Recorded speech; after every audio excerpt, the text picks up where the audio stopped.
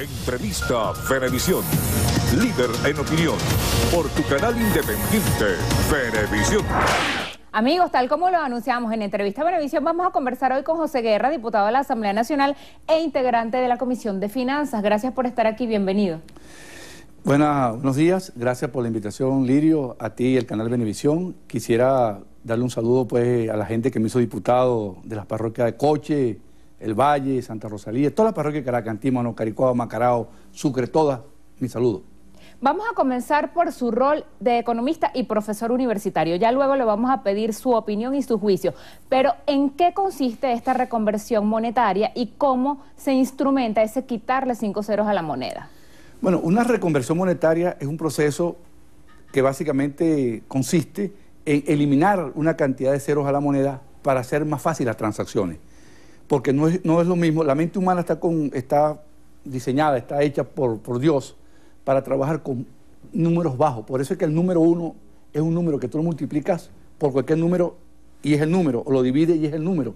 Entonces, si tú simplificas el cono monetario, tiene la virtud y la ventaja de que facilita la comprensión y las transacciones. No es igual trabajar con 6 ceros que trabajar con un cero. Entonces, básicamente es quitarle una cantidad de ceros a la moneda para facilitar la comprensión y las transacciones de la economía. Explique con un ejemplo, lo más cercano al venezolano común que depende de un salario, el salario mínimo. ¿En cuánto va a quedar? Exacto, el salario mínimo ahorita es el salario mínimo más los tickets de alimentación, que son algo así como... Sí, el integral son 5 millones, redondeando, 5.200.000. Eso con el nuevo cono monetario, es decir, quitándole 5 ceros, o sea, dividiendo entre 100.000, el trabajador va a ganar 52 bolívares. Y, por ejemplo, un kilo de carne, que cuesta ahorita 8 millones de bolívares, va a quedar costando 80 bolívares. Es decir, con los 52 del salario mínimo, no vas a poder comprar ni siquiera un kilo de carne. Entonces, por ejemplo, un tema aquí grueso, el transporte. El transporte, montarse y pagar, cuesta 10.000, 20.000. Bueno, eso va a quedar ahora en 10 céntimos. 10 céntimos, para lo cual no hay moneda, eso lo podemos hablar ahorita. Te pongo otro ejemplo, una consulta médica donde pagaste 2 millones de bolívares, ahora vas a pagar 2 bolívares. Es decir, todo se divide entre 100.000. Operativamente hablando, tanto tecnológicamente al momento de hacer transferencias como cuando se pague con punto de venta, ¿el efectivo necesario va a llegar en la cantidad requerida? Bueno, esa es otra pregunta muy buena, Lirio, que ha formulado. Sí, los billetes no se imprimen en Venezuela, se imprimen una parte en Suecia, una empresa llamada Crane, y otra parte se imprime en Inglaterra, una impresora, la más famosa del mundo, llamada Tomás de la Rúa. Esos billetes se imprimen, se mandaron a hacer en el mes de marzo o abril, y tal vez tú estás interesado en saber, por ejemplo, cuánto costó esto. Estos billetes le está costando a la nación 300 millones de dólares. Un billete venezolano, un billete como este, por ejemplo, impreso. ¿Dónde está el billete? No tengo billete. Aquí tengo un billete. Un billete como este, por ejemplo, de 20.000, ¿verdad? Elaborar este billete cuesta aproximadamente 6 centavos de dólares, más el costo de transporte, más los seguros, termina costando 7 centavos. Todos los billetes cuestan 300 millones de dólares, es decir, una cantidad apreciable. O sea, el cono monetario nos está costando mucha plata en Venezuela. Eso hay que distribuirlo luego por camiones y llega a los bancos. Y la fecha tope es el 20 de agosto. Es decir, que queda prácticamente 20 días, 21 días. Entonces hay que distribuir, ahí es donde tengo yo mis temores. Ojalá que estén los billetes. ¿Por qué? Bueno, porque hay el peligro de que si no están los billetes completos, como el cono monetario viejo, este que está funcionando, va a salir de circulación, entonces hay el riesgo de que te quede sin el viejo y que tampoco lleguen los nuevos. Por eso es que yo he hecho la proposición de que es preferible dejar que el cono monetario actual siga funcionando al menos 6 meses. ¿Para qué? Para suplir la diferencia entre la fecha en que llegan todos los billetes y la entrada en vigencia del cono monetario. Ahora, ¿con qué recursos se va a cubrir el costo de esos billetes? Eso lo paga el Banco Central. Las reservas del Banco Central están en su nivel más bajo, pero hizo ese esfuerzo gigantesco para imprimir los billetes. Y yo me temo, Lirio, que en enero tengamos que hacer otra reconversión. ¿Por qué? Bueno, porque la hiperinflación es muy agresiva, los billetes están perdiendo valor muy rápido, y entonces es probable que estos billetes nuevos ya empiecen a perder valor debido a la hiperinflación, entonces hay que imprimir una nueva cantidad de billetes. O sea, por eso es que yo creo que en el fondo del problema lo que se trata no es de hacer una reconversión, sino un plan de reformas económicas completa, que aquí yo la voy a delinear para que el país la sepa, lo hemos venido explicando. Sin esto, Lirio, no resolvemos el problema. O sea, necesitamos resolver el problema fiscal. El gobierno no puede gastar lo que no tiene. El gobierno tiene que ajustarse y reestructurar la deuda. Reforma monetaria, ¿qué es esto? El Banco Central no puede emitir dinero de la nada, tiene que tener respaldo del dinero. Reforma cambiaria, eliminar el control de cambio, no remozar el control de cambio, eliminarlo y que los venezolanos tengan libertad para vender dólares, comprar dólares. Reforma institucional. Lirio, el gobierno tiene que dejar que la gente trabaje. La riqueza no la crea el gobierno, la crea todos los venezolanos que se levantan a trabajar todos los días. El gobierno no crea riqueza, dejen a la gente trabajar. Y la quinta reforma es la petrolera, ¿verdad?, para incrementar, subir la producción del país. Hoy Venezuela está produciendo, Lirio, 1.300.000 barriles de petróleo, lo que producía en 1947. Tenemos que levantar la producción petrolera con inversión privada. Resueltos estos problemas, entonces hagamos una reconversión y entonces ya no habrá necesidad de hacer más reconversiones porque la moneda va a tener poder de compra, va a tener valor y vale la pena entonces tener los bolívares.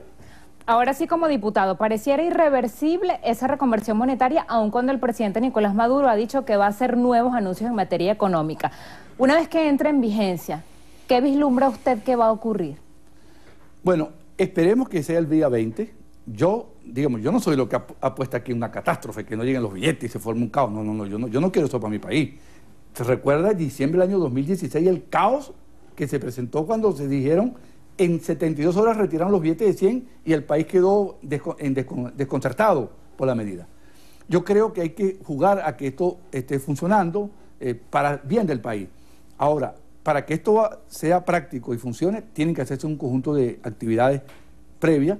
Y creo que la primera va a ser impacto. La gente va a tener un billete de 500, porque va a ser la de mayor denominación, Lirio, y ese billete de 500 va a ser equivalente a un billete de 50 millones de bolívares. El de 500 va a ser igual a un billete de 50 millones.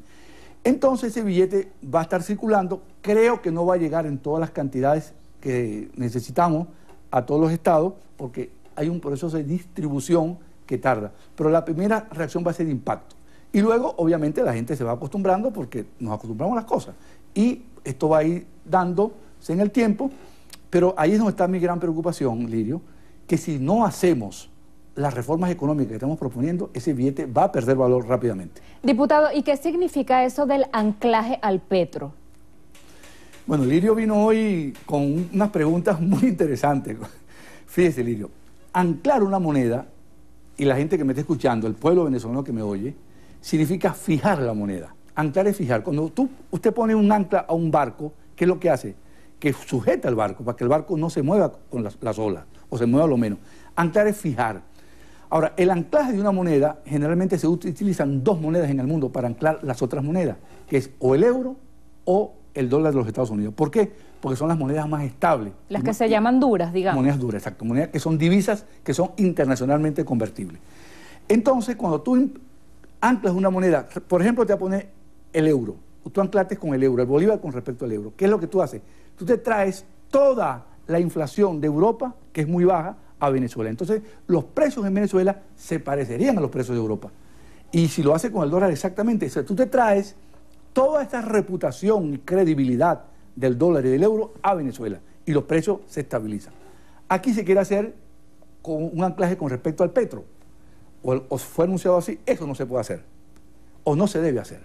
¿Por qué no se debe hacer? Porque el petro no existe. Ahorita usted se entra a la página web del petro y ni siquiera puede comprar un petro. No existe el petro no existe. Pero además hay una razón de fondo, y es esto que está acá. Voy a rogar al camarógrafo que la enfoque bien porque esto es clave. Esto es clave. Artículo 12 de la Constitución. Los yacimientos mineros y de hidrocarburos, cualquiera sea su naturaleza, es decir, petróleo liviano, petróleo pesado, existente en el territorio nacional, puede estar en Maracaibo, en la falla del Orinoco, en cualquier parte, pertenece a la República. Son bienes del dominio público y, por tanto, inalienables e imprescriptibles. ¿Qué significa la palabra inalienable? Que no lo puedes ceder, no lo puedes vender y no lo puedes traspasar. ¿Qué significa imprescriptible? Que no prescribe, que están allí. ¿Y qué significa dominio público? Que son de la nación. Entonces, aquella idea que lanzó el gobierno de pasarle las reservas del bloque Ayacucho 2 al Banco Central, reservas no explotadas que están en el subsuelo, no es constitucional. Aquí lo dice, no se pueden ceder. Entonces, si tú violas la Constitución para fundamentar un petro, esa moneda van a ser muerta, porque de hecho ya no tiene transabilidad. Entonces, no se puede anclar la moneda bolívar venezolano con respecto al petro. Ahora, diputado, en un país con una hiperinflación, como usted dice, que el Fondo Monetario Internacional ha calculado que puede cerrar en 1.000.000% a final del año 2018 y equipara a Venezuela algunos especialistas con la Zimbabue del 2008 o con la Alemania de 1923, ¿qué va a ocurrir o qué podemos nosotros prever que pueda ocurrir? Si se toman los correctivos necesarios como los que usted sugiere, ¿en cuánto tiempo se recuperaría la economía? ¿Y qué pasaría si por el contrario se continúa conduciendo el país a través de este modelo económico socialista? Bueno, el socialismo ha fracasado en todas partes del mundo. Tan es así que ahí al Congreso del PSV no encuentran qué hacer, están vueltos locos, no saben qué van a hacer con la gasolina, no saben qué van a hacer con el dólar, o sea, están desconcertados. Ahora bien, el tema es el siguiente. La hiperinflación es un aumento acelerado de los precios. Ha habido hasta ahora 72 casos de hiperinflación en el mundo. La hiperinflación es un fenómeno extraño, un fenómeno que no es común. La experiencia más dolorosa de hiperinflación en el mundo es la de Hungría en el año 1945. Pero, óigame, la cifra, 50 trillones % mensual de inflación. O sea, los billetes circulaban horas. Era una inflación diaria de 100%. La segunda más agresiva es la de Zimbabue en el año 2008, una inflación que llegó a 1 billón %. La tercera es la de Alemania en el año 1923. La cuarta, la de Grecia en el 45. La quinta, la de Yugoslavia en el 1992. Y la sexta, hoy es la venezolana, con aproximadamente 1 millón %. Es decir, si esto no se corrige a tiempo, va a seguir el problema del deterioro sistemático del poder adquisitivo del salario.